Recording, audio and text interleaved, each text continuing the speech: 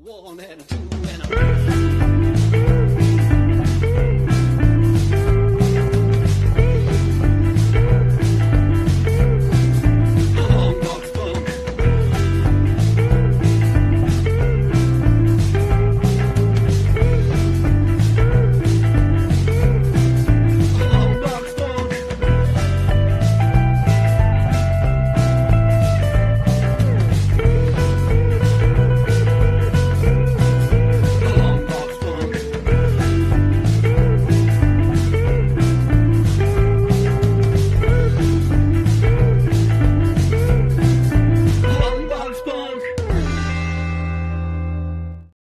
Just like that, we slide into a brand new live stream right here on the Longbox Punk. That's me. I'm Chris. I am the Punk, and I am joined by someone that I have been talking to on social media for probably a year and a half.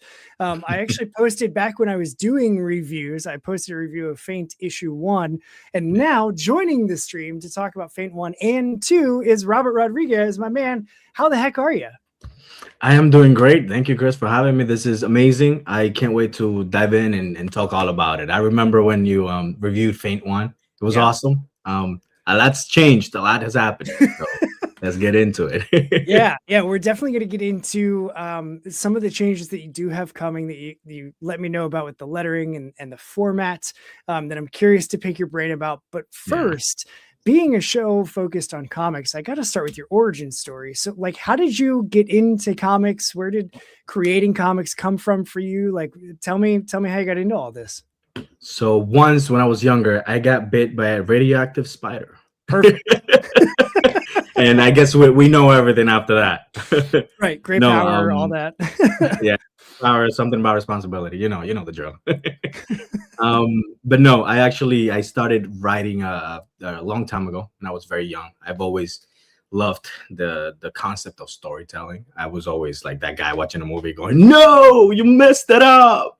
Yeah. You should have done this and that. And how do you, and like getting angry and getting not angry, but just passionate about the stuff. Yeah. So I realized at some point, maybe I should write my own stories. And that started with like novels. I would do some like sort of screenplays, mess around to be ready for the day that if it ever came. Yeah. Then after that, I sort of pivoted towards poetry. I had something there, I enjoy doing it. I still do. I'm thinking about I might come back. But after that, it slowly started realizing, hey, maybe I can also tell my story through comics. Maybe this is another medium that I can explore. And from there, we're here. Here we are. Dude, what kind of as someone that I'm a big lit nerd, I love poetry. What kind of poetry do you write? So it's I would say it's prose, but it's also like it's also a little more than that. Some things are a lot longer. I wrote my first poetry book is titled The Five Perspective. It's actually I self-published it on Amazon. Okay. After that, I did another one called The Mistakes of Her. And after that, I did a Spanish one. So it's very, I read it now, I was very young when I did it. So it's very melodramatic. It's very like end of the world, you got to do this. Yep. But it's very cool to read back into like my old mind and see where I was. And I feel like because of that, I have, I guess you would say a distinct voice in the genre, right? Like I can sort of approach all these stories and all these things in a more poetical way, which is it's something I enjoy. And it's something I think helps me. And I would say too, when you're studying poetry, it's all about the rhythm and the timing and the delivery and like the forced pauses with line breaks. And you want that gut punch, Yeah. And comics have the same thing with, as Daniel Grimm says, as you got to drop the potato and give someone like a reason to turn the page. And then after that turn page, then suddenly you've got that striking splash page or that big reveal or whatever. It's all stuff that I never like. I thought about the timing and the pacing. When I minored in English, so I took a ton of English classes, and a handful of them were all like poetry and writing based. And I did a ton of theater in high school, so like I already unironically loved Shakespeare. You love the arts, I just like it's all good stuff. And so it just like when I got to college, it was a natural, like, oh yeah, no, this is great. And then I started discovering like the Dada movement, which was just absurdist.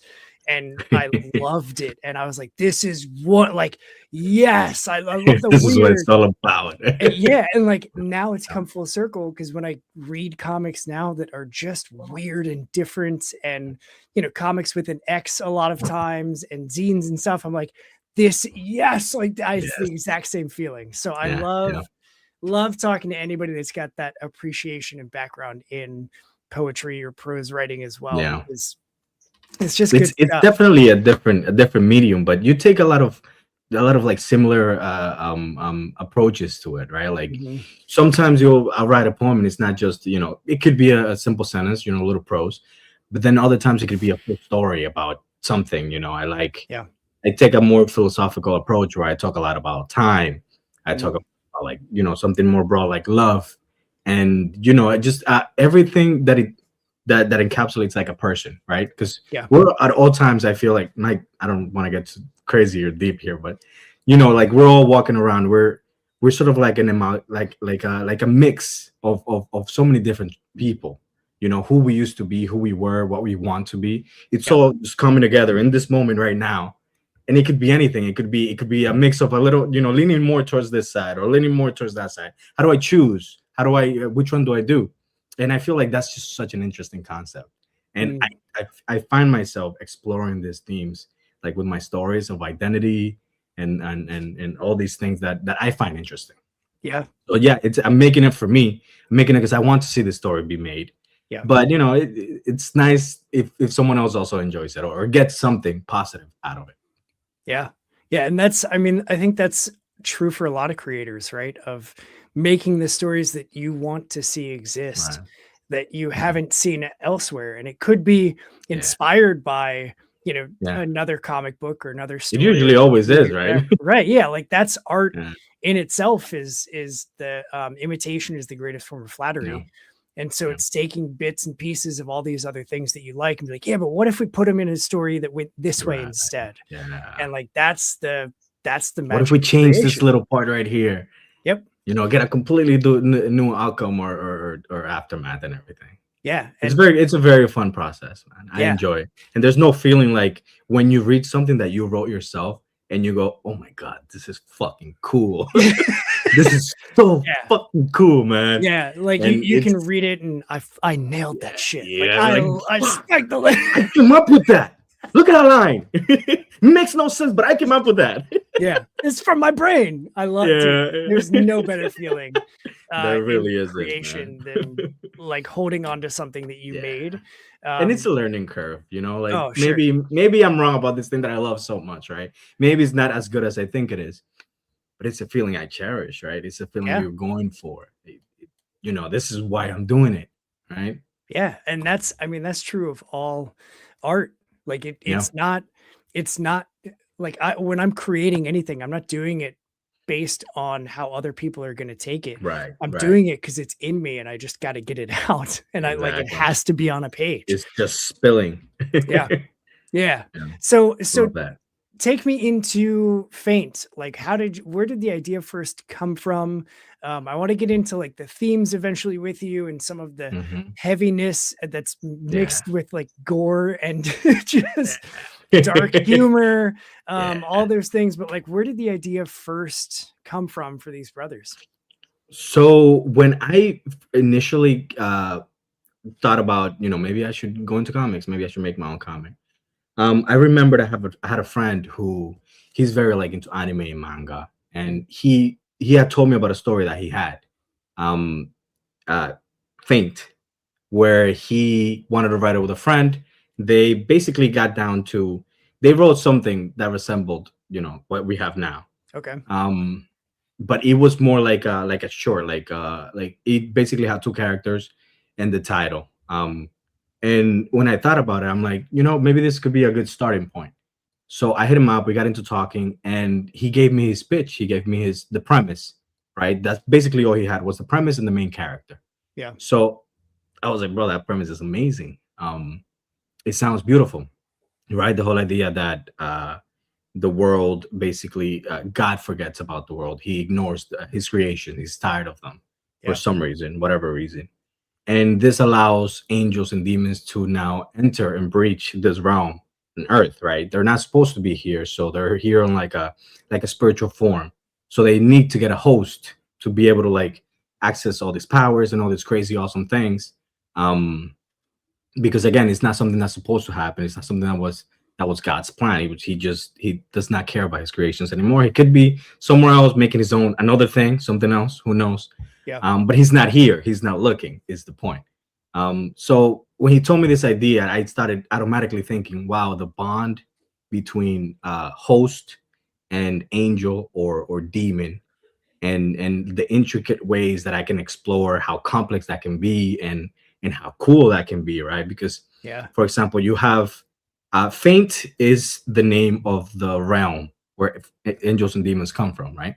For us, it would be like heaven, like purgatory or hell. That's basically faint, all Yeah. one place. So in this realm, this is all that, as we started talking, we started writing more and more. And in this realm, they do not possess free will. They're sort of beings that are created for whatever purpose God has for them. So when they come to earth and they experience this thing called free will, that's where things get pretty chaotic. Yeah. Now they're having emotions, now they're feeling things, and now they want to do this, now they want to do that. So this can warp the mind of not just the person, but now we're talking a demon or an angel. And then where we even took the story and sort of flipped it on itself a little bit more was by making, so in Faint, angels are sort of like the royalty. They're God's favorites, the first creation. Yeah. Demons are the peasants, the ones you forget about, the ones whose job is lesser than. So when they come to Earth, the angels cannot come to terms with the fact that God forgot about them. So their entitlement makes them believe that they were sent here to get rid of the human population, believing that God wants them to do this, that this bloodshed and everything that they're doing, it's something that they're supposed to do. Yeah. For their father. And then the demons, being the lesser beings, coming to Earth now, finally having freedom to choose. They actually choose to stand with humans and help them because of how they were treated.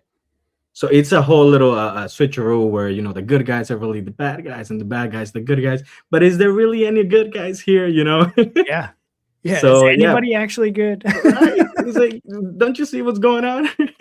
Yeah. And we started with that premise, and like little by little, I started building the world around it, building more characters, just populating the entire story that we had. After that, I wrote issue 1, 2. This was the first comic I ever wrote, by the way. That's crazy. The first comic it's funny because it's the first comic I wrote, but my first debut was my superhero comic. I'll get into that now. When I wrote it, I wrote 5 issues. We talked about it, me, my friend, and my brother, who was supposed to be the colorist too. We talked about it. We went over. They gave me their pitches, their ideas. Hey, maybe I don't like this. Maybe change this. And like I'll change them. I'll be like, hey, how about this? Do you like this? Do you like that? And throughout the process, I don't know if you work with other people to this capacity, but it's like sometimes things just click. Yeah. You're talking about something, and you're like, holy, how did we never come up with this? Yeah. And things like that, and it just fell into place. The issue started getting the title, the characters started coming in, the world started getting developed, and we had something that was ready, semi-ready. So my friend, the one who originally came up with the premise, he was supposed to be the artist and draw the comic, but we all have families, we all have lives. Yep. Months went by, nothing. A year went by, nothing. Another year went by, nothing. And I still had the urge of making my own comic. Yeah. So I went ahead and I wrote White Owl. I wrote 2 issues of White Owl. Okay. I released both. And then we were still not through with this one. So then I told him, listen, man, I know you want to draw this, but clearly we're never gonna. Let's hire an artist. We got together. We hired an artist. His name is Roberto. He's amazing. We came up with this really cool manga / comic style for the series, because he always wanted to be a manga, but I was like, if we make a manga, we'll have to make a manga. We'll have to make it read like a manga. We'll have to do all these things that I don't think would have worked as well, I guess, or Yeah, would have been more of a challenge, especially when I was already writing comics, yeah. writing the superhero stuff. So we agreed, we got the artist, and we finally got issue 1 out. I actually colored that issue also, colored and lettered. Never doing that again. I'm tired. I'm done. I'll only letter from now on. There you go. Yeah, I Yeah. mean, I don't do any coloring, any artwork. Yeah. Like I'm primarily just writer, and seeing like as my collaborator and I have been working on our title Barricade Brigade, like seeing that go from pencils to inks to colors, and then add it like refining the lettering, which he all does by hand up to this point. It's just like, Wow. dude, that's so much. Jesus. Like, what the hell? You want to know how long it took me to color the first issue of White Owl? Yeah, It took me like 8 months. that's insane. And I have kids, I have a full time. I Yeah. can't just sit down on my computer for 6 hours a day every day. Maybe on my days off, sure, but it's a lot, man. And I I give props to whoever does it, because it's a lot of work. It's tedious and it's fun. Don't get me wrong, Yeah. it's very fun, but it's very time consuming. And I think I'll rather just write the stuff and letter. I really started to enjoy lettering my stuff too, which is why I want to continue to do it and get better, get more professional, and as we go along. Yeah. So do you, when you're lettering, because I'm a process junkie, do you do that digitally, like in Clip Studio or whatever it's called? I use Photoshop. Okay. Yeah, I have a long history with Photoshop. When I was younger, I started using it for fun, and then little by little I started like doing artworks for like acquaintances that were like rappers or whatever. I would do like little covers and stuff. I would do edits. I would buy my own camera, start shooting stuff, edit them. I've always loved stuff. I feel like I have too many hobbies my entire life. I loved shooting. I got into filmography. I wanted to like shoot shows and stuff, and I still have the camera there. I still have some videos that I still need to finish too. Yeah, naturally. There's always that unfinished project. It's just, yeah. I think I'm just gonna one day go through and just post everything, just put it all out. There you go. Instead of it just sitting in my. Why was it there? It's not doing anything. It's just looking at me. Yeah. Yeah. So that's what I'm gonna do. Yeah. I feel like I said before that I have this bad habit of like overwhelming myself to get stuff done. And it works, because when I have all these things to do, I'm like, all right, hyper focus. Let's do this first, and then that, and then this, and then that, and boom, I'm done. And now I'm burnt out. Now I need 3 months off, or I'm gonna blow up. Yeah. So it's a bad practice that I need to change. Dude, I'm the same though. Like I work best. I've always been a procrastinator. I work best when I'm up against the gun. Like the final paper that I wrote in college, because of course the last class I took was like a master's level course in English that the professor, I had taken literally every other course that she taught. And so she was like, I'm just going to write a letter to your advisor. Like, I'm going to force you into this class because I think you would do really well in it. Nice. I was like, cool. She was like, oh, by the way, it's a master's level class. So like, people that are getting their like doctorate are taking this class. And I was like, that's a lot, but it's my final class. So and why didn't you live with that?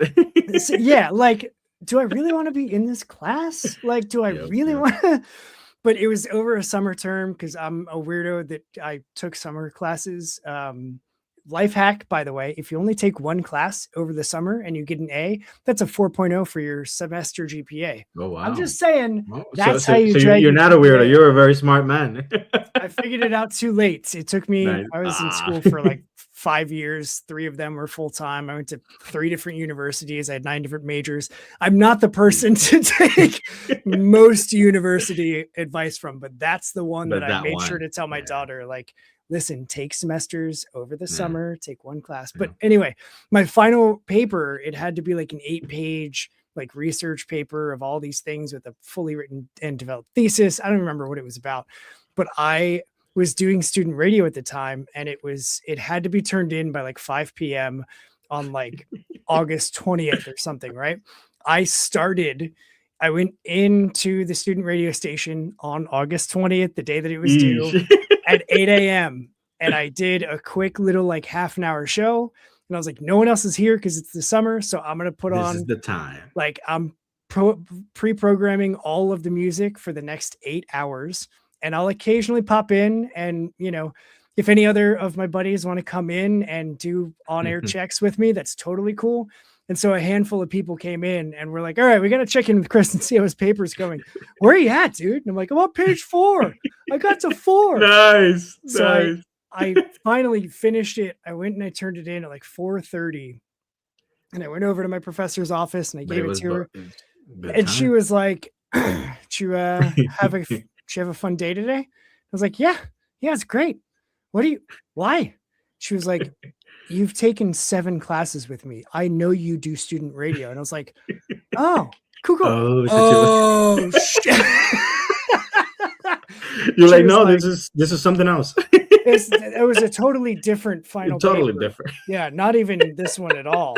It wasn't. Yep. She was like, I'm just kidding. I'm sure it's gonna be fine. Like, I'm not even worried about it. And I was like, okay. Yeah. But like that's how I had to do things in college, was give me a dedeadline, and then right before it, when I'm like, shit, I have to get this done, I just that's when your brain grindstone and go overdrive. Yep. Smash a can of caffeine and I can just like focus in and get whatever I need to done. And then I'm the same way, man, but it's no good. Right. It's not no good. It's not healthy. That's why I'm trying to get better at that. I'm trying to build like a better like balance, because I game in my days off. I like to play a game every once in a while. I'm an avid movie watcher. I love watching films and shows, and I have all these things that I like to do, but I feel like I can only do all of them when I put myself to do them all. So I need to balance it better. I started, like, for example, with this revision that I just did for Fate 1, I would, I'll get home from work, I have to pick up usually my son from his grandma's house, come back home, do 1 hour in the computer, maybe finish half a page, maybe even finish less. Maybe it was an easy page with no dialogue. I finish it quick. Then I'll go and, spend time with my kids. Then I'll, watch a film or something and then bed. And I feel like when I do that, if you won't feel it the day off, you'll be like, I could have done 2 pages, or I could have watched another film, or I could have played this, or I could have played that, or I could have done that. But, a month later, you're finished with everything you have to do. And you're like, wow, that's probably what I should keep doing. It's all about celebrating small victories. Yeah. Like I forget who I heard it from, but they were like, if you have to schedule time to be creative, schedule time to be creative. Yep. And even if all you do is open a blank document and stare at your cursor for an hour thinking about what to write, that's an hour that you spent trying to be intentional about creating. And then next week it'll be easier. And the next week it'll be easier. And I was like, you know what? I'm going to do that. And so I've tried unsuccessfully to maintain. One of those will succeed. Right. On Mondays, I try and at least spend some time intentionally creating something after work. And it's tough, but it is like developing a new rhythm to get into. And then suddenly you look forward to, okay, once I get home from work on a stupid freaking Monday, and after I eat dinner and hang out with my wife, I can go back to my office and just work on whatever I want to work on. And like, that's going to be fun because I want to write a new story, or I want to doodle in my sketchbook or whatever. And it definitely is, I have to plan for it to make it happen. So it's all about, I feel like I'm a person that I just jump on things. So I want to make a comic. I'll make a comic, I started with these 2 comics. These are 2 very big stories, multiple issues. As a beginner, I now know that it's probably not the best idea to do a huge story. Too late. I'm already stuck here, right? Yeah, you're already in it. I need to finish now. So I'll just make the best of it while I can. And I'll use it as a stepping stone to get better and better, as the issues go forward, which I believe is also how stories should be, right? It should be better and better every single time. Yeah. But no, I agree with that. We should make plans for it. You gotta find that balance between your life and the work. I think a lot of us comic creators we're like very obsessive. We have obsessive personalities. So when that thing goes on in our brains and we just, finish that, just go. And, it could be simple and fun if you're doing it and you don't have a family, or you're just starting out or anything, and you're having fun with it. But when you have other responsibilities, it becomes a whole thing. Yeah. you know Yeah, it's its own job that you're not Yeah. making any money doing. Yeah, serious, exactly. It's like, I'm wasting money on this. Why am I doing this again? My son came up to me. He said the other day, he said, "Papi, all you do all day is your comics." And then I thought, I'm like, you know what? Maybe I should get off this. It's been a few days. Let me take a few days break. Yeah. If he's saying that, it's for a reason. Yeah, you're right. You're spot on the money Yeah. there. I Yeah, should. I'm like, you're right. I need to go touch Let's some do grass. You something want to else. go to You the want to park? go play Fortnite? And that's it. Yep. But as See- long as you have that, that Yeah. up and down, get into it, come out, find a way. You can always have that one day where you mess up and your wife's mad at you. You spent 7 hours in the computer, it didn't help out with the kids. Mm-hmm. You can always have that one day. It happens. Yeah. You can get very, very into it. But as long as you're aware, you come out of it, and you build a better system moving forward, I think you're okay. Yeah, that's honestly how I was with this show. I was so excited that people wanted to come on when I started it, Yeah. that I was just saying yes to everybody at whatever date worked for them. I didn't care. And then like my wife ended up texting one of my best friends, like, "Hey, he's doing the show like 5 nights a week. Like, what the hell am I doing? I'm just sitting on the couch watching TV," which isn't bad, Yep. but like, I'm not even spending any time with them. And then my Yep. friend, of course, was like, "Yeah, what a dick. Hey, dipshit. Like, stop doing that. Like, what are you doing?" Nice. That's a good friend. That's right. That's a great That's right. friend. So He then- was right. Yeah. And so then suddenly it was like, okay, I need to put a schedule on this. And now that's where in my 3rd year, I'm like, I'm just going to do it on Sundays. So here we are. Exactly. Amazing. And I think it's working, right? Yeah. You're have the able to balance. like, yeah, you gotta have the balance, and you have to do it, because you like it. You have to find that joy in it. When you do it like that, or saying yes to everybody every week, you're gonna get burnt out. Oh, You're yeah. gonna need a few months off, Yeah. and That's it's gonna disrupt your growth. It's gonna disrupt your progress. It's just no good. Yeah. As I've learned now. Right. Like it was interesting seeing like how much the show took off once I Yeah. started putting limits on it, of like, I'm only doing this Mondays or Sundays and Mondays, like period. That's it. Sorry about it. And then I suddenly was having more energy to think of other things that I could do with the show. And then Yeah. other doors started opening because of the show. And I was able to say yes to that because I had the capacity to say yes. And so it just, Yeah. it really was like when you schedule things, you're intentional and you put limits on things, like, oh, Yeah. this is actually kind of way It can better. get done. Yeah.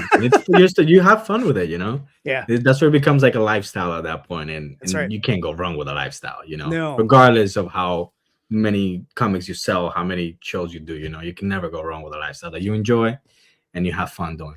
Yeah. So I want to talk because the Comics Unknown just popped in. And so you've got a How we doing? story Yep. that's going to be in Phantasmagoria issue 2, yeah?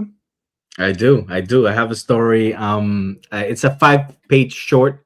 I don't know if you remember. Yep. I do. But this story will be in Phantasmagoria issue 2. I have it's a very fun story that I think fits the comic, and I can't wait to see it come out. I can't wait to see it together with all the other stories. It's gonna be really fun. It's gonna be really cool. Yeah. And I might even continue the story. Ooh. Yeah. See, I mean, after I read it, that's what I wanted. I was like, what the hell? What? So Right. give me more of that, please. Yeah. So like, what does it feel like then to have a story in that, which is going to be launching any day now, right? I think tomorrow, actually. Perfect. Talk Yeah, about I think timing. tomorrow. Totally planned that one. This is why we did this. This right. is why we're here. Exactly. We knew when we scheduled this that you were going to end up being in Phantasmagoria too. Exactly. So you're going to have We know it that all. campaign running, Yeah. and then that one will end, and then It's- sometime mid-ish April, you're going to be launching Faint 1 and 2. Like, Yep. Dude, it's just going to be It's gonna be insane. like nonstop campaigning Yeah. for almost 2 months straight. Yeah. That's a lot. That takes its toll. Yeah. I'm going away for a month after that. At least. Yeah. Yeah, for a get good month. fulfillment done and then take a month and a half off and just Exactly. yep, don't even turn on the computer. Don't even do any of that I'm crap. just gonna just chill. I'm not gonna think about it as long as everything is fulfilled and Yeah. everything's sent out, which it will be, because again, the way that I do my campaigns is I I I I buy the comics in bulk with my own. I fund the money, and Mm, I'll buy everything, all the materials that I need and everything. And then when I do the Kickstarter, I'll have everything already in my possession. got it. Pun intended for faint. Yeah. But yeah, and then it'll get shipped out like a week after it's done, or maybe That's 2. awesome. You know, depending Yeah, on how many let the people. funds hit and like recoup Yeah, some of the exactly. cost. Yeah. Yeah, some of it, a very big portion of them. Yeah. Yeah. So with the Faint campaign, with it being issues 1 and 2, I know you said you tweaked some things. You were reworking the first issue. Like, Yeah. what's that change for those that don't know? And like, what made you make that decision to make that change? Right. So when I make Fade Want, let's see, when I made the first issue, or when I wrote the first issue and got it ready for production, I actually run a campaign for it too on Mhm. Kickstarter. It was okay. It was pretty successful. We sent out some books. When we did that, I was so enthralled in, like, the creating process, the whole process of making it my own and adding my own sauce and making something different. Yeah. That I overlooked a lot of things that I probably shouldn't have. Like Mm. lettering. I chose a font that I personally liked Yeah. because it fit with the darkish aesthetic. It just fit with the story and Mhm. the storytelling mechanics that I was using. Fast forward maybe a year later, I've gotten so many people that have told me, "Hey, listen, that was great, but that font sucked." And I could just be like, "Well, I like it," and Yeah. forget about it, which is what I did after the first person told me. Yeah. But Right. then multiple people started telling me that the font was no good. I knew the font was hard to read. I Mhm. just figured, you know, it It's looks it's all cool. part of the aesthetic. Yeah. It's part of the aesthetic. If you have to strain your eye, maybe you should look at the head being chopped off right next to the letter or something, right? Yeah. Maybe it goes with it. Maybe I'm creating my own little bubble of writing experience or whatever. But Yeah. of course, I was wrong. I was just too into the process. Mm. And also the I like the this very like malformed square balloon shapes. They're not really square, but they're like very like weird and Yeah. stuff. And I like the balloons. I like the look of them. I like the aesthetic. I think it fit with the letters. But again, after multiple feedback and a lot of people telling me that they kind of sucked, I had to accept the truth that maybe sometimes my opinion is wrong. Mm. And Man, so that's a hard learning on yeah, especially with like the first yeah, thing that you right. wrote, like But that's your it's kind of baby. necessary, right? Especially in the Yeah. first. Thank God this is when I heard it. You Yeah. know, Yeah. because imagine I've heard it like five. If I chose not to listen, 5 issues in, and I'm like, oh my God, you're telling me this Yeah. could have been better. This whole time. Yeah. So then you can imagine how just ashamed I was of Mm. the fact that I was so I don't know what the word would be. I don't want to say that I was just so blind to it. I was so oblivious to the fact that lettering is its own form of art, and Yeah. it should never be hard to read. It should never be something difficult for someone to get into. And as I've heard, is the invisible art, right? It's something Yeah. that you shouldn't even notice, but you should see right away. Yep. And because of that, I kind of got obsessive again and worked on that revision. I was like, oh my God, I can't leave this. Yeah. And then as I was working on the revision, I kept looking back at the issues and I'm like, oh my God, this is fucking terrible. This is the worst thing I've ever seen in my entire life. I've never seen something as bad as this. Mm. So I went hard in it. I changed it. We went to the standard circle kind of oval shaped balloons. We Yep. picked a better font that better works. I still try to add my sauce to it, which I was doing too much at times. I brought it back a little bit, but still left just enough to Sure. tell that it's different. And I think it looks great. I think it looks great so far. And I now have to do that to issue 2, Mm. which is already done, by the way. Okay. I had already finished it, but now redo. Revisions. It's all a labor of love. As long as it's ready, and I don't have to re-look at it until 2 years later when I hate them again. I don't think our process ever ends. No, you have to detach yourself, or else it never ends. Yeah, at some point, and for those that don't create anything of their own, they're like, you can't say that, but like at some point you have to look at a thing and go, that's good enough. That's good Like enough. That's it. That's good enough to Take it release. off. Go to the next one. Yep. Because if you keep looking at it, tomorrow I'll come up with a better line. Yeah. The next day I'll come up with another. Next week I'll come up with another. And then after all those changes, I'll go back and be like, maybe the first one was the best one. Yeah. Maybe I should have left it, but keep the other changes present. And right, exactly. And then a few weeks go by, you're like, this all sucks. Rewrite. Never ends. Just crumble everything up. And that's part of why when I'm doing like sketchbook stuff, I don't pencil anything. I never do pencils because I know I would never get out of penciling. I would get stuck there and like, I can tweak this one line, just give it a little bit more curvature. What about that's what it needs.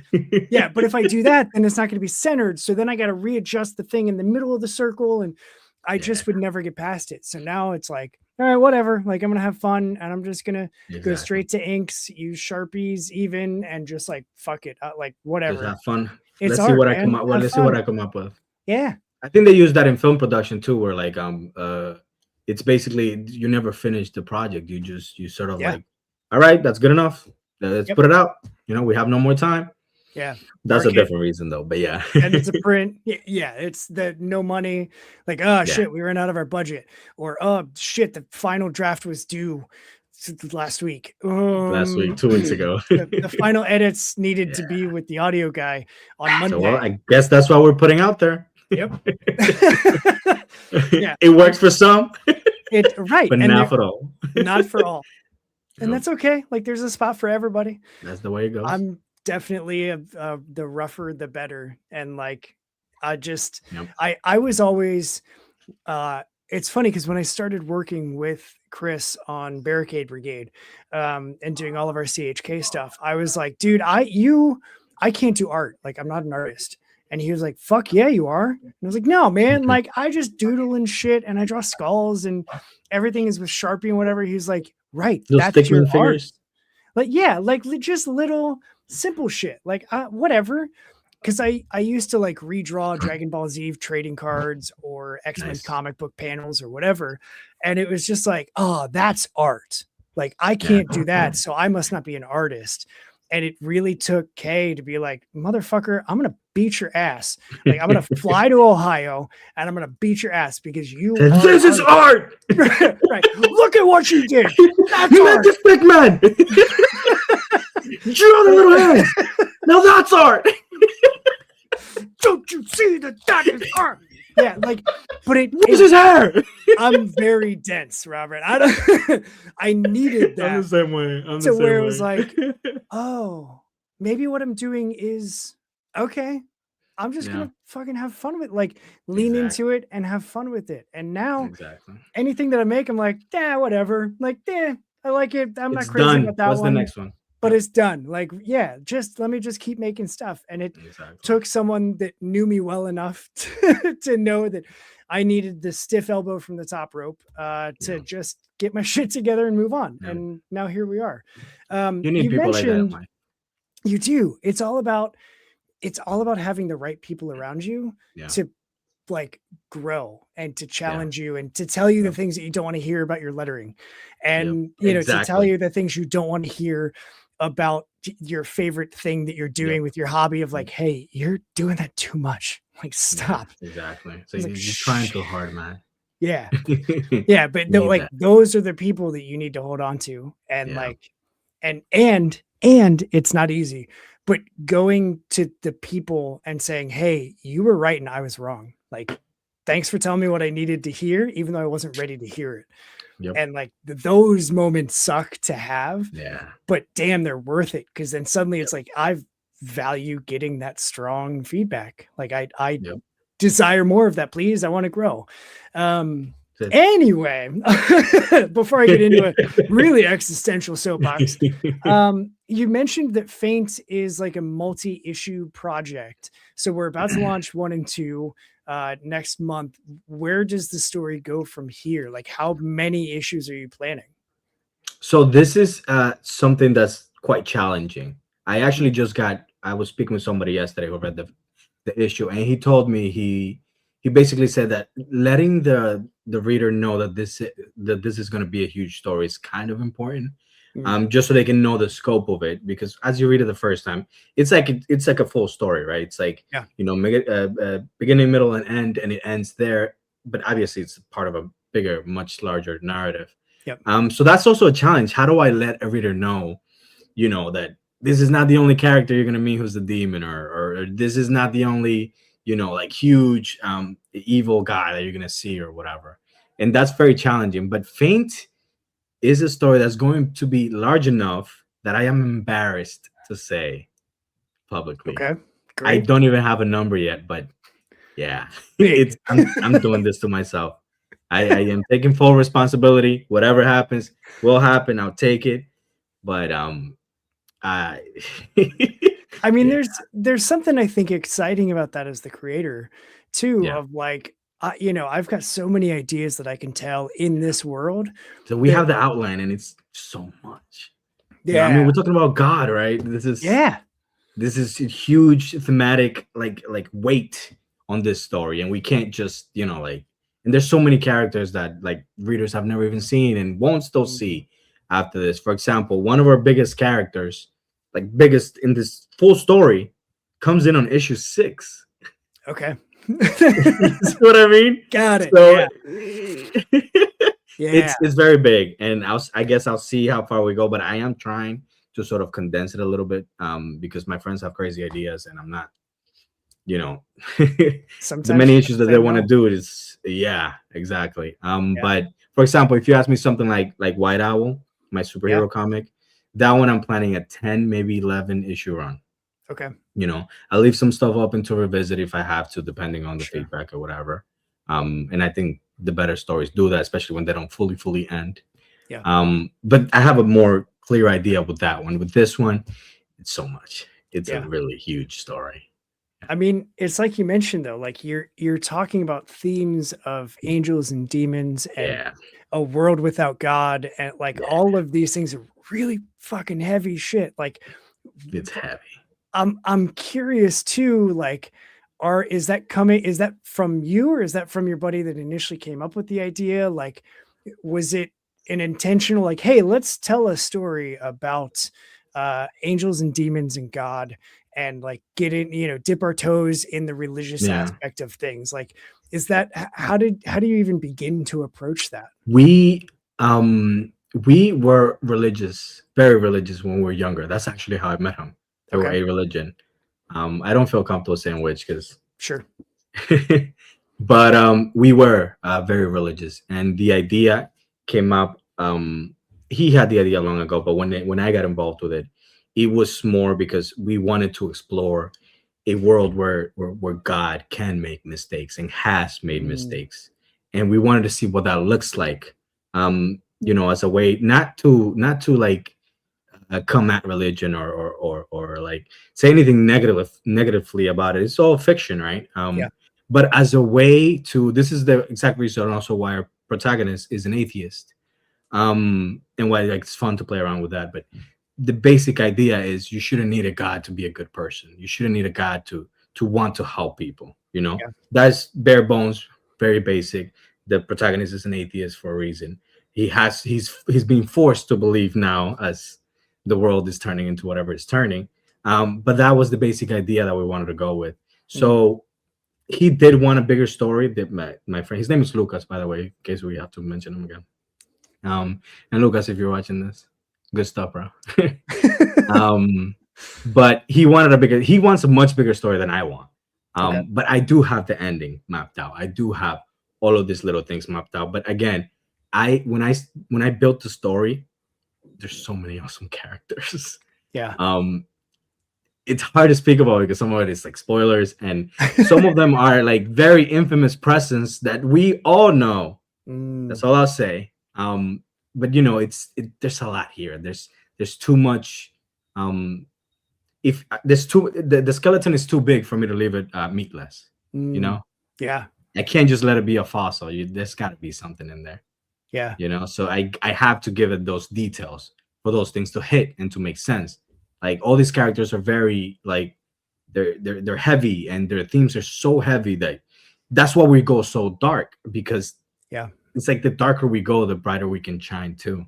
So Yep. if we go this dark without giving it the reason and the details that it needs, then it's just another gore fest, Yeah. right? So we want to give it that emotional relevance to say, hey, yeah, you know, like a kid was cut in half or whatever, but this is why that's important for you to know, or this is why it was important for the character to go through that. Yeah. And in that way you justify everything that you see, because it gets crazy. Yeah. It's not We just go, gore for gore's sake. It yeah, it exactly. has like the character development element to it.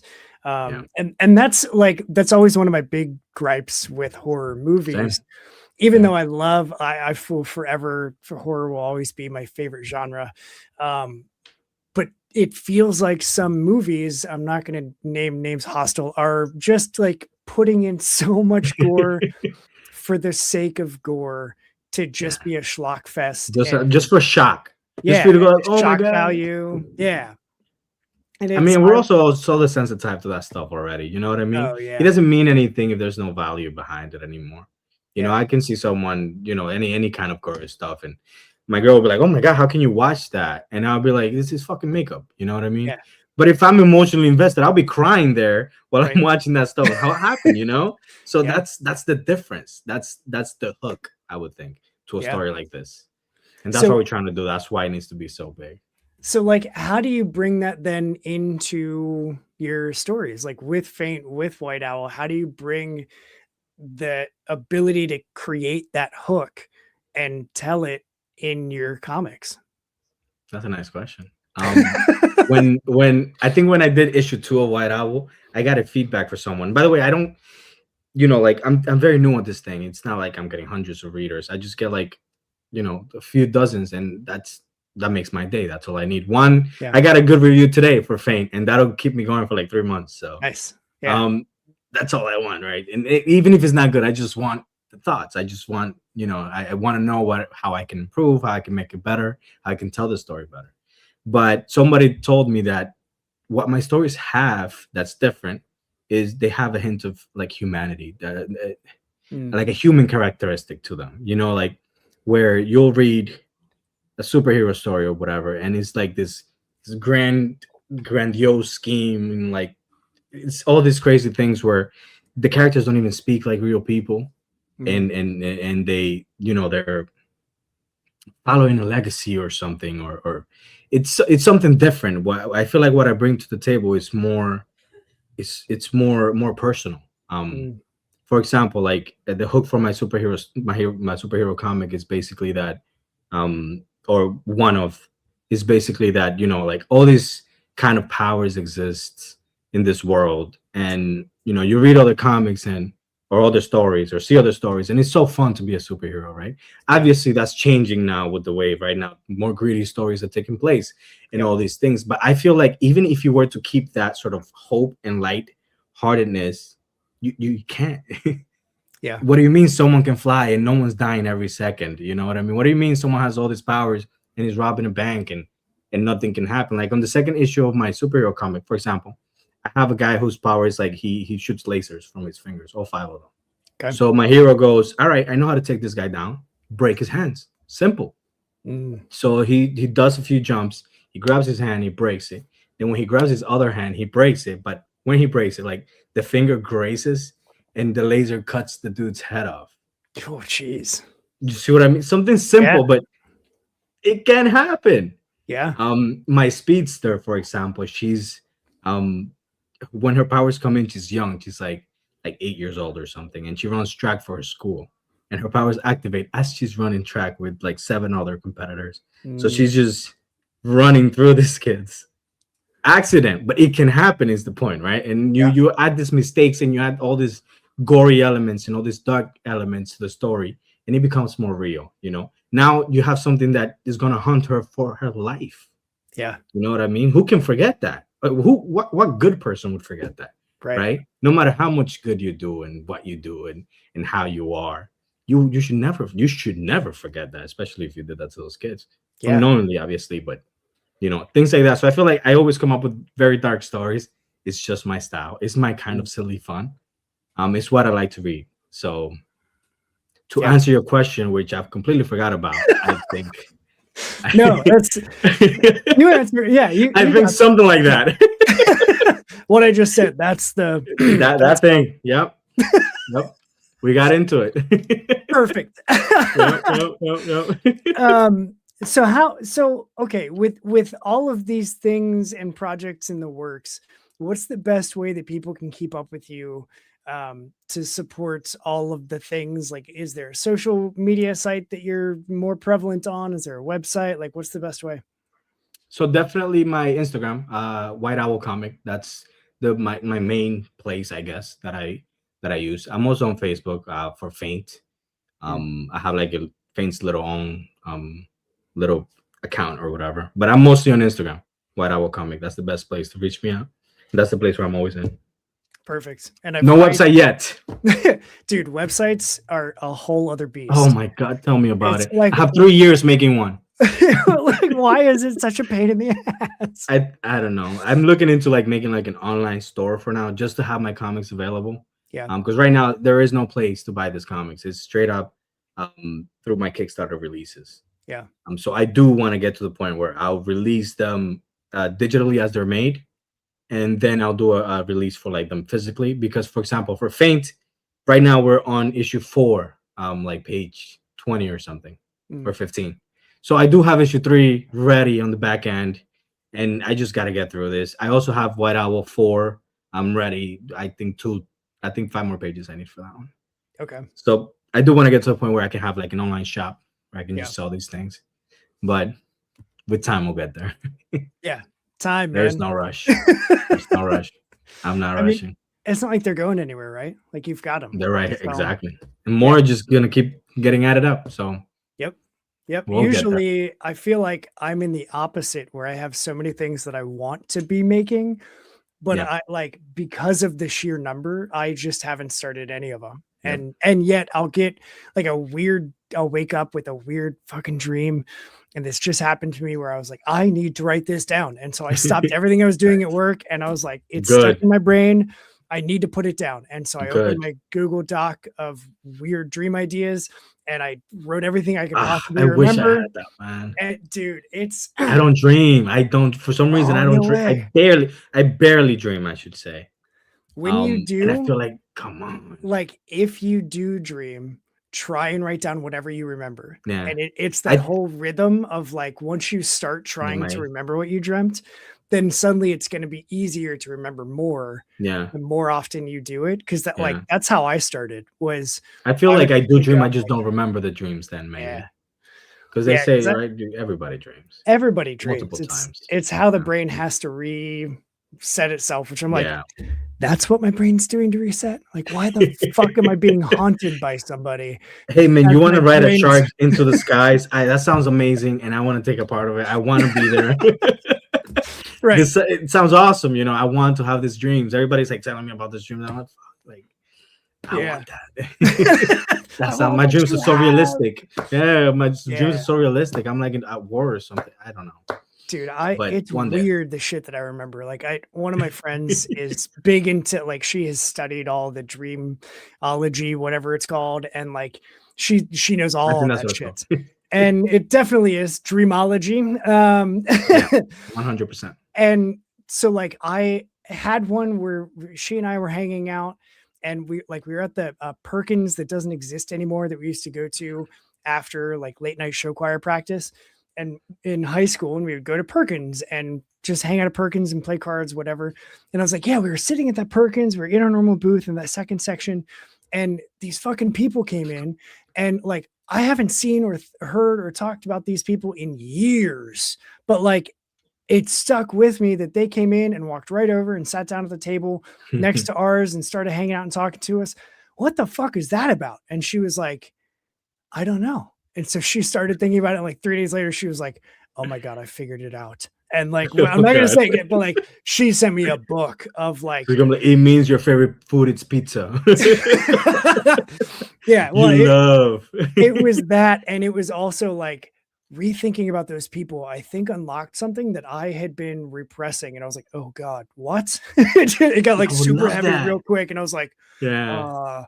Okay, so I'll just start telling you anytime I dream anything weird and see Anytime, any day. what I can help you with. I don't I don't know. You see, that sounds amazing. I would love to discover myself through my dreams and my subconscious thoughts and all that stuff. That sounds fun. Why not? Mine are all fucked, man. Like Hey. if it's just me, I'm either trying to rescue someone. My reoccurring dream is that I can fly, but only like 10 inches above the ground. Oh my God, that would be so frustrating. And it's like just walk. Yeah, like just why can't I? Nope. And it just I lean forward to activate the flight, and like I lean forward, and then I'm suddenly just like, here's the ground, and I'm just hovering. Yeah. And I'm like, this is the worst. This is the dumbest. It's gotta mean shit. something, man. That's my reoccurring dream is I'm flying, but I'm stuck 10 inches above the ground. At least it's a dream, man. At least it's a dream. That's right. At least you dream. Or at least you remember it. Yeah. I gotta work on that. I will, because I feel like that's gonna like help me with like all this crazy stuff that I already think of naturally on my conscious state. Yeah. So Let your brain go wild and hold on, man. By the way, that was the one thing that my friend, when we got together about writing feints, that's the one thing he told me. He said, if you're gonna write this story, make it the darkest shit you can possibly make. I said, okay. Got it. Check. Copy that. When people say, what the fuck is this? Hey, listen, he said the darkest thing we can come up with. He said. Right? He told me. I may have wrote it, but he gave me the okay. Always have a scapegoat. Genius idea, man. So that's officially the end of my notes, but I'm not quite done with you yet. I got 2 more things to do. The first is we're just going to pose and I'm going to take a screenshot and we're going to use that as a YouTube thumbnail forever. I've been thinking about this. It's rare that I have an idea for doing these. You know, the cover of Feint 1 where they're standing back to back. I want to do that. So if you can frame, I'm going to stand like this way. And I think on my screen, if you go to the other side, I see it on the other side. Is it this side? Yeah. This side, maybe like this. Control Shift. Are you sure? Because I see it on the opposite side. Yeah, it's all right. You're gonna take the screenshot with yours. Makes sense. Yeah. So yeah. All right. Here we go. Should I do like a power stance? Maybe. I mean, I was going to. Right, there you go. Great minds. All right. 3, 2, 1. All right. Cool. I took a few. Make sure to get my fire on. I don't know if I activated my power. Yeah. No. I'll see what I can do in post. The other thing is the thing that I gave you the heads up about is I love doing the show because I get to talk to people that are located all over the world that look differently than me, sound differently than me, and have lived different lives than I have. And yet I like to focus on the similarity of all of us love making comics. Yep. And so as a part of just intentionally leaning into that, I always like to give the end of every stream just some space for every creator that comes on to share any message that you might have for anybody that watches this or listens to this or sees this or whatever. Who knows? So whatever it is that you want people to hear from you, it could be a sales pitch for Feint 1 and 2 to go sign up for the pre-launch. It could be something like your favorite power would be generating fire in your hand instead of lasers from your fingers. Cool. Content I don't care at all about. I just want to make sure you've got space to share something in your voice. So Robert, take it away. So I told you I was going to think about this during our live stream, and I did not. But we will say something. Let's see. I think the indie comic scene is a great space, and I think it's very welcoming for everyone. And I would love it if people like us, people like you and I, making comics can inspire someone else to do the same. I think creating comics is it's a very tedious endeavor. It's something that takes a lot of man hours, a lot of money, a lot of stuff. But and you very old. Um, where I say we create to be eternal. We create because things don't die like we do. And then the second part of that poem gets kind of sexual, but that's the general idea. These stories that we write, all these things that we make, they can people can get something positive out of them. And I think it's very important to have a message. I think it's very important to showcase your own voice and your own sauce. And I think we all really do have something to say. We're all I always say opinions are like assholes. We all have them, right? Yep. So it's very important to back yourself up and believe on what you say and have a different point. Sure, you can, you can find ways of like you can be wrong many times, right? Like we were saying first, I thought the letters for my first comic were great. I liked them, and turns out they were shit, so I had to change them. You live and you learn, and you take responsibility, you take accountability, but you create something that's awesome and something that's true to you. And I think that we can all do that together, because I'm here also collecting indie comics. That's all I want to buy. I don't want to know about the big two. I don't. All my money is going to be spent on indie comics. People like me creating comics. I'm trying to tell the story because they believe in it and because they love the process, which I do too. Yep, man. That's basically it. Speaking into my core, like, and there's no better feeling than being the person that might give someone their first sale in a month, or that they needed a pickup because they were just down on themselves, and then suddenly you step in, you're like, hey, I want to buy your comic, and like, the shit. So, see that light in their eye. Yeah, that could be the boost that someone else needs to, like, you know what? Okay, yeah, no, I'm all right. I'm gonna keep going, and you never know that, and that ripple effect of just doing, like, it really is the support given to indie creators that, like, as someone that creates, and I've learned the, like, holy shit, someone bought my book. It just, like, it's crazy. If you've never experienced it, there's no easy way for me to say what that means, because it means so much to have someone take a chance on stories that we love, something that you wrote, and not just take a chance, but take the time to read, and even if it's not to a professional level, even if the letters is hard to read or whatever, you still try to discern the intent, the story, see what's going on here, and maybe even offer some constructive criticism for the person to get better, right? We should all be supporting indie comics. Supporting indie comics is the way to get through the tough times. Robert, man, thank you for hanging out with me. I'm so glad that we're able to connect. I would love to come back some other time. Dude, we'll see next year. Absolutely. I'm sure we'll be getting together. If you do continue your story in Phantasmagoria, I'll be in Phantasmagoria issue 3. So we might be able to work something out. Is this the first time you say it? I think that is the first time that I've said it in a public setting. Yeah. So there you go. Man, onward and upwards. I appreciate you hanging out with me. Hang tight. I got logistics after this, but for everybody else, thanks for watching. Share this, like it, comment, do the things that YouTubers say. Had a great time. Do that thing.